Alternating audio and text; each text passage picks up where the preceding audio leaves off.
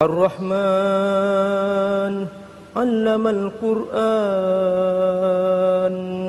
khalaqal insan 'allamahul bayan.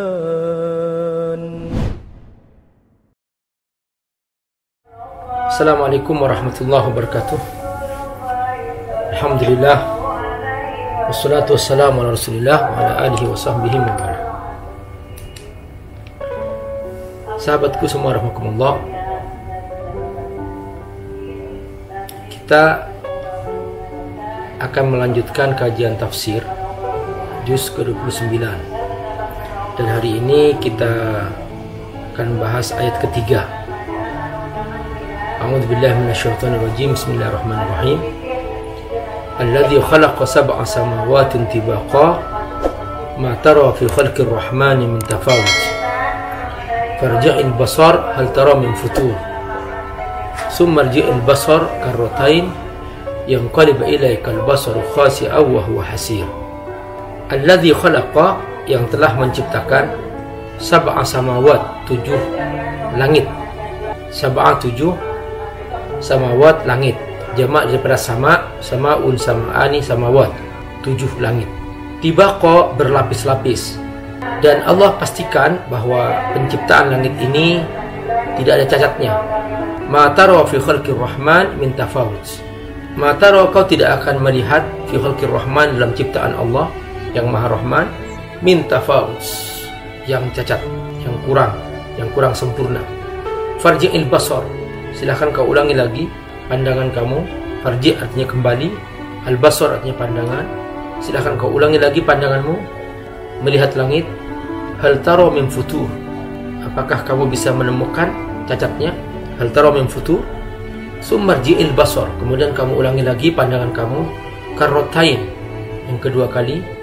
Yang qalib ilaika, dia akan berbalik kepadamu. Al-basar, pandangan ini. Khasi'ah, dalam keadaan gagal. Wa huwa hasir, dan kamu dalam keadaan kelelahan. Jadi enggak menemukan bukti-bukti apapun bahwa dalam ciptaan Allah ada cacatnya. Ini terjemahan kedua ayat ini, ya. Sahabatku rahmatullah, kita lihat urutannya ayat. Ini ayat masih bercerita tentang kemahabesaran Allah. Tabarakalladzi biyadihil mulk. Bahwa Allah Maha Kuasa, di tangannya segala sesuatu, segala kekuasaan. Mungkin dia bertanya, Pak Ustadz, kenapa kok masih ada orang yang dibiarkan oleh Allah berbuat maksiat? Ya, itu pilihan dia. Memilih kemaksiatan pilihan dia, bukan dibiarkan. Allah sudah siapkan azab bagi mereka. Tapi mereka kan muslim, Pak Ustadz. Ya, orang Islam ada yang bertakwa, ada yang tidak bertakwa. Makanya kalau hari Jumat kita diajarkan agar selalu mendengarkan khutib Jumat yang isinya pesan takwa. Mukmin tapi berzina, muslim tapi koruptor, mukmin tapi pembunuh, mukmin tapi penipu, pembohong, ada. Kenapa Allah biarkan, Pak Ustaz? Itu namanya istidraj. Sengaja Allah ulur supaya dia semakin lengkap dosanya. Jadi kalau ada orang dimudahkan berbuat dosa, dimudahkan urusan dunianya juga, jabatannya dimudahkan, kemudian hartanya dimudahkan, tapi sibuknya dia itu berbuat dosa, maka itu namanya istidraj. Kita nggak perlu iri sama mereka, dan tidak perlu mengatakan, kenapa sih aku ahli ibadah, aku ahli baca Quran, kok penghasilanku sedikit. Sekali lagi teman-teman rahmatullah, jangan selalu menghubungkan ibadah dengan penghasilan. Penghasilan hubungannya dengan nasib. Ibadah adalah kewajiban kita kepada Allah Subhanahu wa ta'ala. Kalau kita bersih, Allah mudahkan, alhamdulillah. Kalau kita bersih, nasibnya sedikit, kita ridho. Makanya sahabatku rahmatullah, seringkali kaya miskin ini sebetulnya tidak dihubungkan dengan jumlah penghasilan, tapi dihubungkan dengan how to manage. Bagaimana kita memanage penghasilan. Ada orang penghasilannya 100 juta, tapi dia kurang terus, sehingga dia korupsi, sehingga dia menipu.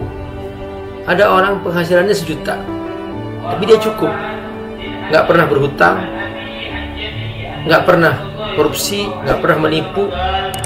Itulah namanya berkah. Jadi yang kita minta keberkahan kepada Allah. Makanya Nabi selalu berbicara tentang keberkahan. Kalau kita mau makan, Allahumma barik lana fima razaqtana wa qina adzabannar. Ya Allah, berkahi dalam rezeki kami.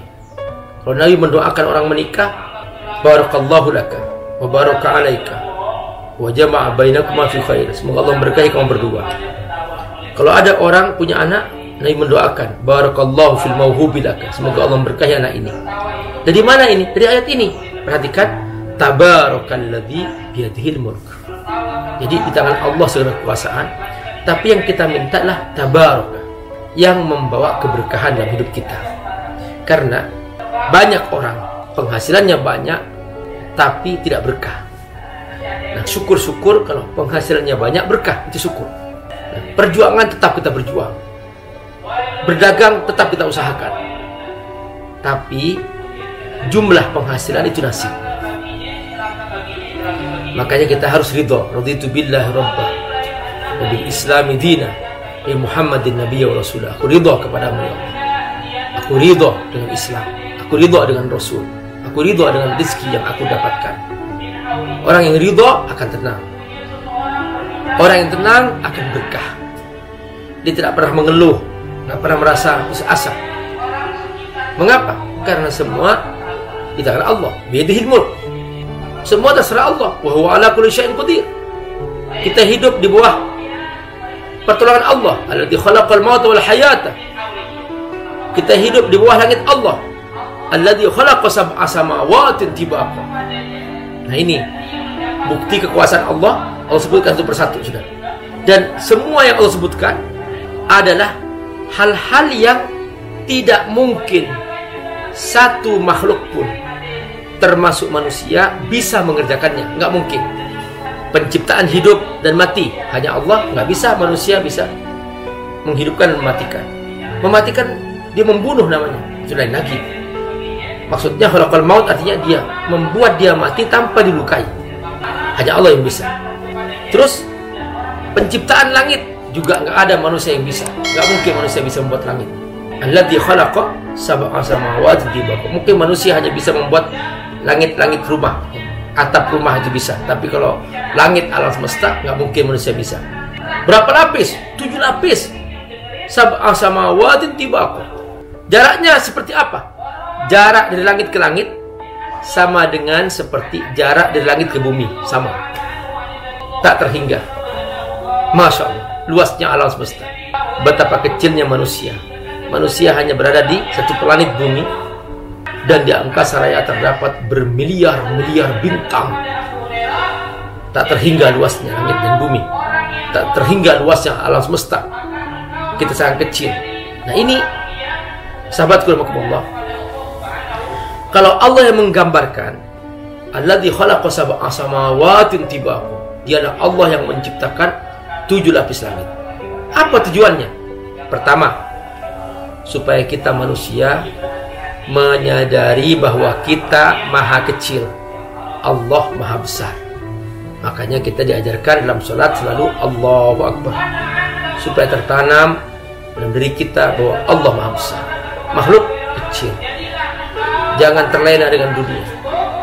Maksudnya jangan terlena dengan apa yang dapat orang lain. Nggak perlu. Kita pokoknya fokus kepada apa yang bisa kita kerjakan. Yang bisa kita kerjakan, kita kerjakan. Dapat alhamdulillah, nggak dapat teruskan. Karena semua ada nasabnya, ada nasibnya dari Allah SWT, ada jatahnya dari Allah Subhanahu wa ta'ala. Semua di bawah langit Allah. Alladzi khalaqa sab'a samawatin tibaqa. Yang kedua, supaya manusia tahu diri. Jangan sombong. Mengapa? Karena apapun yang dia miliki dari Allah Subhanahu wa ta'ala. Alladzi khalaqa sab'a samawatin tibaqa. Yang ketiga, supaya manusia mengagungkan Allah. Perhatikan, mengapa di perusahaan para pegawai menghormati bos? Karena dia merasa bahwa yang paling berjasa dalam hidupnya adalah bos. Nah, kita yang paling berjasa adalah Allah. Alladzi khalaqa sab'a samawatin tibaqa. Coba nggak ada langit, kita nggak hidup. Otomatis bumi sudah hancur. Kenapa? Karena ini semua ada karena Allah menciptakan langit. Satu kesatuan. Makanya nanti di hari kiamat Allah akan kembalikan lagi asal ini semua menjadi satu kesatuan dan tidak bisa lagi dipecah lagi. Apa kata Allah? Awalam yural ladzina kafaru anna as-samawati wal ard kanata ratqan fafataknahuma. Tadinya langit dan bumi satu kesatuan. Allah pecahkan, jadilah bintang-bintang dan seluruh planet ini semua. Maka nanti di hari kiamat Allah satukan kembali. Alladzi khalaqa sab'a samawati tibaqa. Supaya kita tahu bahwa Allah yang maha besar. Supaya kita tunduk kepada Allah Subhanahu wa taala. Supaya kita tahu bahwa semua yang terjadi di muka bumi ketahuan oleh Allah. Alladzi khalaqa sab'a samawati tibaqa. Semua ketahuan. Mungkin data disembunyikan, mungkin data yang ditampilkan adalah data yang bohong. Itu semua ketahuan oleh Allah. Silahkan mereka rekayasa untuk menyembunyikan fakta, silahkan. Semua itu ada di tangan Allah Subhanahu wa taala. Alladzi khalaqa sab'a samawati tibaqa. Pak Ustaz, kenapa nggak dibongkar aja oleh Allah? Ada saatnya. Walan tajid li sunnatillahi tabdila. Allah sudah menentukan saat-saat kapan semua kebejatan akan berakhir, kapan semua kezaliman akan tumbang, kapan ada waktunya. Nah, kenapa nggak langsung Pak Ustaz? Ujian. Kalau langsung begitu kita nggak teruji iman kita. Makanya kelihatan ketika diuji seperti ini, kelihatan siapa yang bersama kemaksiatan, siapa yang bersama kekafiran, siapa yang bersama kezaliman, ada kelihatan. Itu cara Allah menyaring. Alladzi khalaqa sab'a samawatin tibaqa. Maka masing-masing ada risikonya. Yang mendukung kezaliman, Allah siapkan api neraka. Yang mendukung kebaikan, Allah siapkan surga. Lalu teman-teman rahimakumullah, Allah Subhanahu wa taala memastikan bahwa ciptaan Allah selalu sempurna. Ma tara fi khalqir rahman min tafawut. Kau tidak akan pernah menemukan, wahai manusia, dalam ciptaan Allah yang Maha Rahman yang namanya cacat. Tidak ada cacat dalam ciptaan Allah. Loh, Pak Ustadz, itu ada orang buta. Itu menurut kita cacat. Padahal dia tidak cacat menurut Allah. Loh, dari mana Pak Ustadz tahu? Buktinya ada orang cacat hafal Quran, ada orang buta hafal Quran, ya. Ada orang punya mata nggak hafal Quran. Jadi persoalannya adalah bukan masalah melihat. Persoalannya adalah dia adalah ujian dari Allah Subhanahu wa taala. Supaya yang merasa dirinya lengkap bersyukur. Kalau yang dia memang kurang, dia sudah menerima kenyataan. Ternyata toh juga dia mensyukuri nikmat Allah. Apa yang dia dapat, sekalipun dia mungkin nggak punya kaki, mungkin dia sakit parah, tapi dia hafal Quran. Orang sehat-sehat aja banyak yang nggak hafal Quran. Masih ingat seorang anak ya yang bernama Najah, teman-teman. Dia sedang sakit, lumpuh saraf otak, semua tangan bergerak sendiri tanpa terkontrol, tapi dia hafal Quran. Ada orang yang dia diberi kesehatan lengkap semua tubuhnya, nggak ada sama sekali kekurangan, tapi dia nggak bisa baca Quran. Perhatikan, yang cacat siapa? Ma tara fi khalqir rahmani min tafawut. Kau tidak akan pernah menemukan kekurangan sekecil apapun dalam ciptaan Allah Subhanahu wa taala. Allah Maha Pengasih, Allah Maha Penyayang. Sekecil apapun yang ciptakan lengkap semua. Ma tara fi khalqir rahman min tafawut. Di sini teman-teman rahimakumullah, kita bisa bersyukur kepada Allah Subhanahu wa Ta'ala. Nah, makanya kata Allah, supaya kamu tidak memandang berkurang, supaya kamu tidak memandang cacat kepada apa yang diciptakan, kamu lihat dengan seksama. Lihat hikmahnya. Lihat apa yang dia miliki dan apa yang kita tidak miliki. Mungkin secara zahir dia nggak punya mata, kita punya mata. Tapi secara kualitas dia hafal Quran, kita nggak hafal Quran. Beda kan? Nah, itu aja. Ma tara fi khalqir rahman min tafawut. Kau tidak pernah menemukan kekurangan dalam ciptaan Allah Subhanahu wa Ta'ala. Nggak percaya kata Allah? Lihat, farji'il basar, hal tara min futur. Lihat, pandang, pantengin, perhatikan, farji'il basar. Kalau kau bisa menemukan jatnya, silahkan. Hal tara min futur. Kau lihat langit, belum pernah retak langit, belum pernah retak. Masya Allah. Ma tara fi khalqir rahman min tafawut. Atap rumah kita sering retak, bocor, tapi langit Allah nggak pernah retak. Farji'il basar, kau lihat, ulangi lagi, kau tidak akan pernah menemukan cacat itu. Hal tara min futur. Pertanyaan ini untuk membuktikan bahwa tidak mungkin kau menemukan cacat dalam ciptaan Allah Subhanahu wa Ta'ala. Teman-teman, assalamualaikum warahmatullahi wabarakatuh. Abi Amir sedang bersama Ustadz Subki Al-Bukuri. Kayaknya Ustadz Subki lebih tinggi Ustadz ya. Masya Allah. Saya kelihatan kepalanya, insya Allah. Saya lebih tinggi badannya aja, tapi lebih alim beliau. Amin, insya Allah. Abi Amir sedang bangun masjid di pesantren Fadrut Tafsir. Insya Allah mudah-mudahan teman-teman bisa mendukung pembangunan masjid ini.